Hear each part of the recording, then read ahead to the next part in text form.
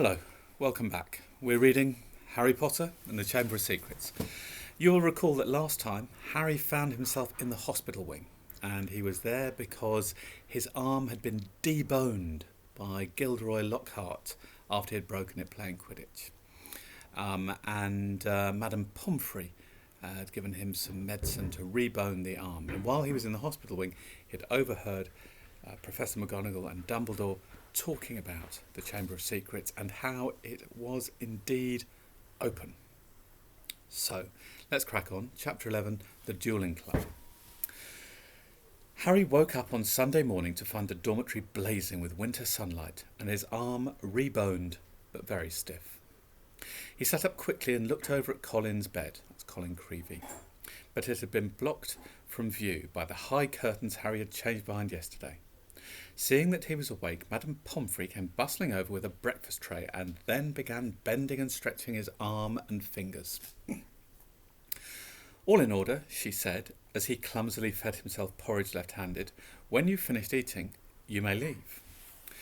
Harry dressed as quickly as he could and hurried off to Gryffindor Tower, desperate to tell Ron and Hermione about Colin and Dobby, but they weren't there.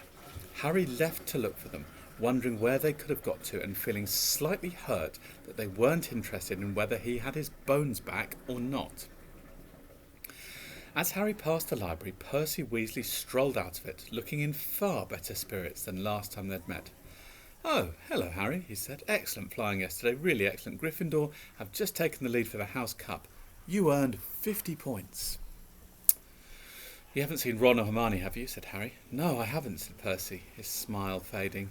"I hope Ron's not in another girls' toilet."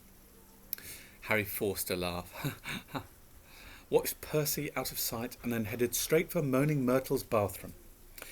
He couldn't see why Ron and Hermione would be in there again, but after making sure that neither Filch nor any prefects were around, he opened the door and heard their voices coming from a locked cubicle. "It's me," he said, closing the door behind him. There was a clunk, a splash, and a gasp from within the cubicle, and he saw Hermione's eye peering through the keyhole. "Harry," she said, "you gave us such a fright. Come in. How's your arm?" "Fine," said Harry, squeezing into the cubicle. An old cauldron was perched on the toilet, and a crackling from under the rim told Harry that they had lit a fire beneath it. Conjuring up portable waterproof fires was a speciality of Hermione's. It's pretty handy. "We'd have come to meet you, but we decided to get started on the Polyjuice Potion," Ron explained, as Harry with difficulty locked the cubicle again. "We've decided that this is the safest place to hide it." Harry started to tell him about Colin, but Hermione interrupted. "We already know. We heard Professor McGonagall telling Professor Flitwick this morning. That's why we decided we'd better get going." "The sooner we get a confession out of Malfoy, the better," snarled Ron. "Do you know what I think? He was in such a foul temper after the Quidditch match. He took it out on Colin."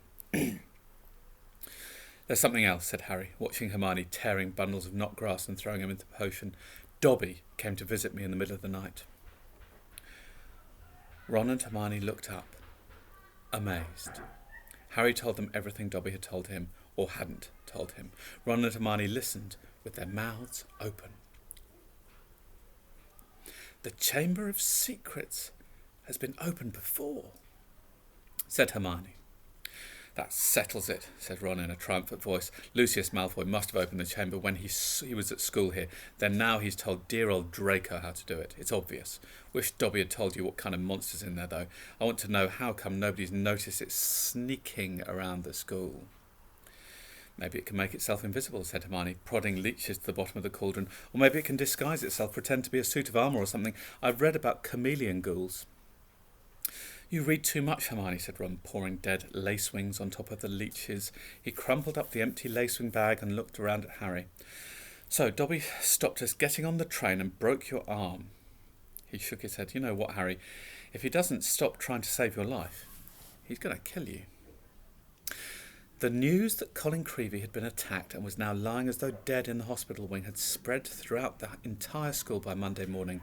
The air was suddenly thick with rumour and suspicion. The first years were now moving around the castle in tight-knit groups, as though scared they would be attacked if they ventured forth alone. Ginny Weasley who sat next to Colin Creevey in Charms, was distraught, but Harry felt that Fred and George were going the wrong way about cheering her up. They were taking it in turns to cover themselves with fur or boils and jump out at her from behind statues.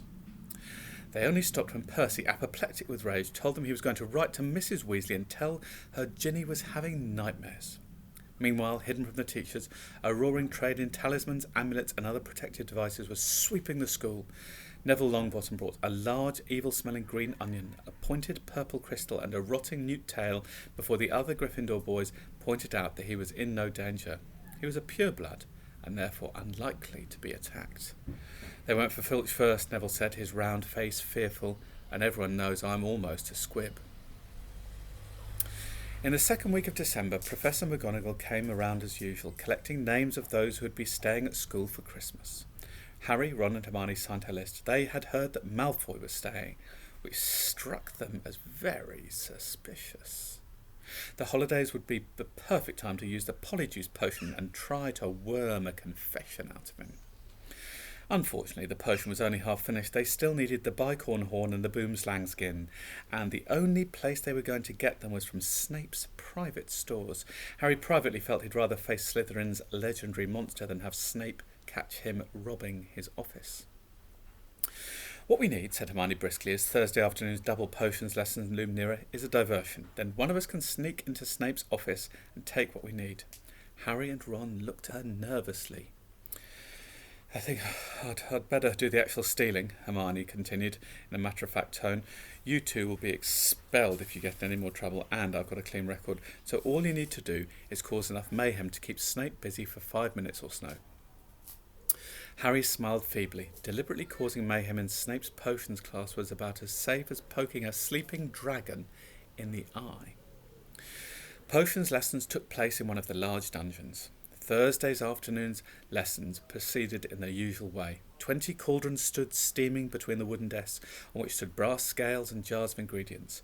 Snape prowled through the fumes, making waspish remarks about the Gryffindor's work, while the Slytherins sniggered appreciatively. Draco Malfoy, who was Snape's favourite student, kept flicking pufferfish eyes at Ron and Harry, who knew that if they retaliated they would get detention faster than you could say unfair. Harry's swelling solution was far too runny, but he had his mind on more important things. He was waiting for Hermione's signal, and he hardly listened as Snape paused to sneer at his watery potion. When Snape turned and walked off to bully Neville, Hermione caught Harry's eye and nodded. Harry ducked swiftly down behind his cauldron, pulled one of Fred's filibuster fireworks out of his pocket and gave it a quick prod with his wand. The firework began to fizz and sputter. Knowing he had only seconds, Harry straightened up, took aim and lobbed it into the air. It landed right on target in Goyle's cauldron. Goyle's potion exploded, showering the whole class. People shrieked as splashes of the swelling solution hit them. Malfoy got a faceful and his nose began to swell like a balloon. Goyle blundered around, his hands over his eyes, which had expanded to the size of dinner plates, while Snape was trying to restore calm and find out what had happened. Through the confusion, Harry saw Hermione slip quietly out of the door. "Silence! Silence!" Snape roared. "Anyone who's been splashed, come here for a deflating draft. When I find out who did this..." Harry tried not to laugh as he watched Malfoy hurry forward, his head drooping with the weight of a nose like a small melon. As half the class lumbered up to Snape's desk, some weighed down with arms like clubs, others unable to talk through gigantic puffed-up lips, Harry saw Hermione slide back into the dungeon, the front of her robes bulging. When everyone had taken a swig of antidote and the various swellings had subsided, Snape swept over to Goyle's cauldron and scooped out the twisted black remains of the firework. There was a sudden hush. "If I ever find out who threw this," Snape whispered, "I shall make sure that person is expelled." Harry arranged his face into what he hoped was a puzzled expression. Snape was looking right at him, and the bell which rang 10 minutes later could not have been more welcome. "He knew it was me," Harry told Ron and Hermione as they hurried back to moaning Myrtle's bathroom. "I could tell." Hermione threw the new ingredients into the cauldron and began to stir feverishly.